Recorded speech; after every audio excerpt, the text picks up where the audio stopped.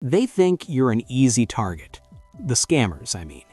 They've done the research, run the numbers, and decided that people our age, people with a lifetime of wisdom and experience, are somehow gullible. They think your kindness is weakness. They think your trust is stupidity. And you know what? I want to prove them spectacularly wrong.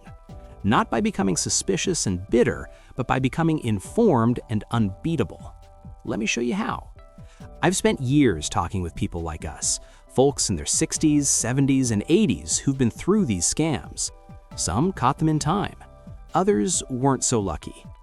What I've learned could save you thousands of dollars and countless sleepless nights. So grab a cup of coffee, settle in, and let's talk about the 5 tricks these criminals are using right now and exactly how to beat them at their own game. Scam number 1 is the desperate grandchild. Picture this. It's 11 p.m. Your phone rings. You're already in bed and your heart jumps because late calls usually mean something's wrong. You answer and you hear someone crying. "Grandpa, I need help. Please, I'm so sorry. I didn't know who else to call." Your grandson, or at least it sounds like him. Voice shaking, talking fast. He says he's been arrested, hit someone's car. The lawyer says he needs bail money tonight or he'll sit in jail until Monday. And please, please don't call Mom. She'll be so disappointed. Here's what you don't know. That's not your grandson. It's someone who found his Facebook page, listened to a video he posted, and used computer software to copy his voice. I know, it sounds like science fiction, but it's happening every single day. My neighbor Betty got one of these calls last month, sent $4,000 through a Bitcoin machine before her actual grandson called the next morning to wish her happy birthday. He'd been home the whole time. Here's your power move. Hang up. I don't care how much they're crying. Real family emergencies can wait 3 minutes while you verify. Call your grandchild back on the number you've always used. If they don't answer, call their parents. Call another family member. If it's real, you'll find out. If it's fake, you just saved yourself a fortune. And here's something smart. Create a family password, something only you and your grandchildren know. What was the name of the dog we had when you were 7? A scammer won't know that Buster chased squirrels in your backyard. Remember this, real emergencies don't come with gag orders. If someone says, "Don't tell anyone," that's your first clue you're being played. Before we move on, if this information is helping you feel more confident and protected, do me a favor, hit that like button so I know you're finding this useful, and drop a comment telling me where you're watching from. I love seeing how far this message reaches. All right, let's keep going. Scam number 2 is one that's fooled even the most tech-savvy people I know. Scam number 2, the computer panic attack. You're checking your email, reading the news, looking at photos your daughter sent. Suddenly, your screen goes crazy, red warnings everywhere, loud beeping, "Your computer is infected, call Microsoft immediately." A phone number flashes on the screen. Your chest tightens. You just used your credit card yesterday. What if someone's stealing your information right now? So you call. A nice young man answers, says his name is David from Microsoft. He sounds professional, calm, says he can see the infection from his computer, just needs you to give him remote access so he can clean it up. Here's what actually happens. The moment you let him in, he's looking at everything. Your photos, your files, your bank passwords if you've saved them. He's not removing a virus, he's installing one. Or he'll show you scary-looking code that's actually just normal computer stuff, then charge you $400 to fix it. My friend George fell for this, gave them access, paid them $500, and thought he was safe.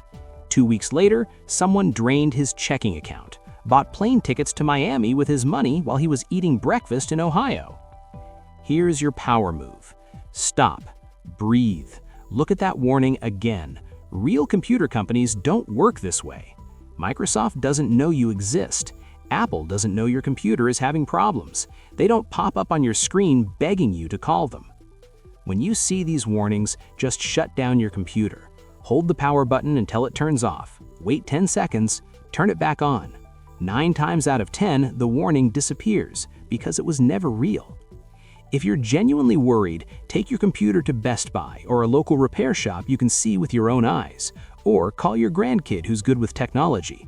But never, ever call a number that pops up on your screen demanding immediate action. Scammers want you panicked. Panic makes you forget everything you know. So the trick is simple. When you feel that panic rising, that's your signal to stop and think, not to act faster. Scam number 3 is the Medicare maze. The phone rings. Caller ID says Medicare services. You answer. Hello, this is Jennifer from Medicare. We're updating our records and I need to verify your information to make sure your coverage continues without interruption. Can you confirm your Medicare number for me? Sounds reasonable, right?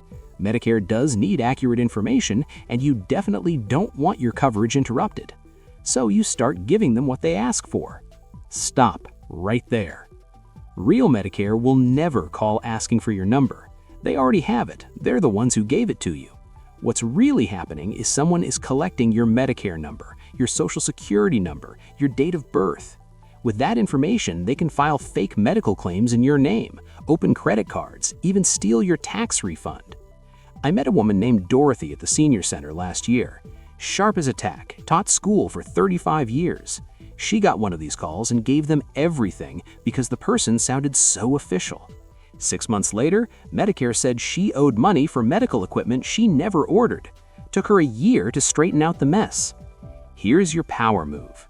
If Medicare, Social Security, or your insurance company actually needs something from you, they'll send a letter, real paper, in your mailbox. And even when you get that letter, don't call any number printed on it. Go to your insurance card, use that number, and call them yourself.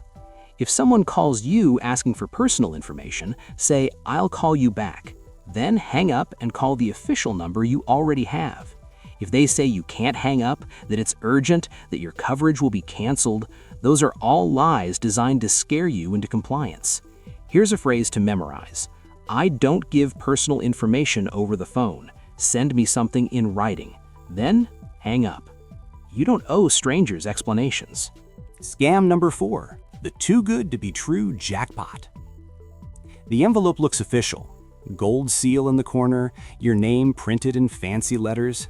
You open it and see, final winner notification, $250,000 grand prize. Your heart skips. You don't remember entering, but maybe you filled something out at the grocery store. The letter says you're one of 5 finalists. To claim your prize, just call this number and pay the $199 processing fee. Or maybe it's a different version. Someone calls saying you've won a free cruise, but you need to pay port fees first. Or you've won a prize, but you need to verify your identity with your bank account information. Here's the truth that will save you every single time. If you didn't buy a ticket, you didn't win a prize. I watched my cousin Robert lose $2,000 to one of these. First, it was $150 for processing, then $300 for insurance, then $500 for international fees because the prize was supposedly coming from Canada. Each time they had a reason he needed to pay more before they could release his winnings. He finally stopped when his wife found out and made him call his bank. Here's your power move. Ask yourself one question. What did I do to earn this? If the answer is nothing, if you didn't buy a lottery ticket, enter a contest, or do anything to be in a drawing, then you didn't win anything. Real sweepstakes companies don't ask you to pay to receive your prize. That's illegal. They might take taxes out of your winnings, but they never ask you to wire money first. And here's a bonus tip. If you do enter legitimate contests, keep a list. Write down what you entered and when.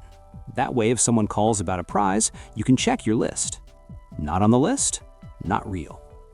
Remember, the only thing you've actually won is the opportunity to hang up and keep your money. Take it. Scam number 5, the heartstring tuggers. This one hurts the most because it takes advantage of the very best part of who we are, our desire to help others. You get a call from someone representing the Veterans Relief Fund. They thank you for your husband's service, and somehow they know his name, know he served. They're collecting money for homeless veterans this winter. Just $50 could provide meals and blankets.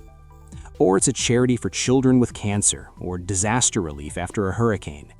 The person on the phone sounds genuine, compassionate. They paint a picture of suffering that you could help ease. But here's the gut punch. Sometimes these charities don't exist at all. Your money goes straight into a scammer's pocket. They'll use your credit card to buy themselves dinner while you think you're feeding homeless veterans. My friend Ruth donated to 3 different charities last year. Found out from her bank that the same group was behind all of them. Not $1 went to any real cause. The shame she felt, that was the worst part. She said she felt stupid for being kind. But she wasn't stupid. She was targeted by someone who weaponized her compassion. Here's your power move. If you want to give to charity, and I hope you do because the world needs generous people like you, do it on your own terms, not theirs. When someone calls asking for money, say, "That sounds like a worthy cause. Send me information in the mail so I can research it." Real charities will happily do this. Scammers will push for immediate payment. Then, before you give anything, look up the charity online. Use websites like Charity Navigator or the Better Business Bureau's Wise Giving Alliance.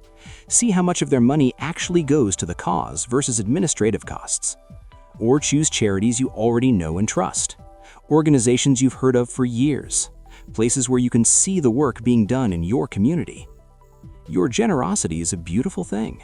Don't let criminals make you afraid to be kind. Just be kind with your eyes open.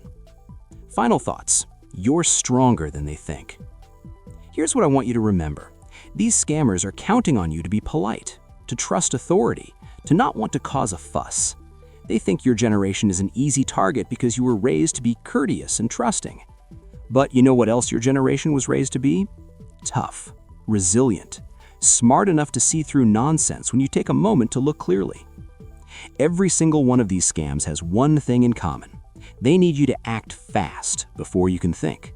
So your secret weapon is simple. Slow down. When someone demands urgency, you give them patience. When someone says, "Don't tell anyone," you tell everyone. When someone pressures you, you hang up. You've lived through wars, recessions, and every kind of hardship. You raised families, built careers, survived things these scammers couldn't imagine. You're not going to let some coward with a computer get the better of you now. Talk to your friends about this. Share what you've learned. Check in on each other. Scammers want you isolated, but you're part of a community. That's your strength. And if you ever do fall for a scam because they're good at what they do, don't be ashamed. Report it. Tell your bank, call the police, warn others. Shame keeps scammers in business. Speaking up shuts them down. You've got this. Stay sharp, stay connected, and keep that good heart of yours protected. What questions do you have? What scams have you seen that I didn't cover? Share your experiences so we can all learn from each other. Your wisdom helps protect all of us.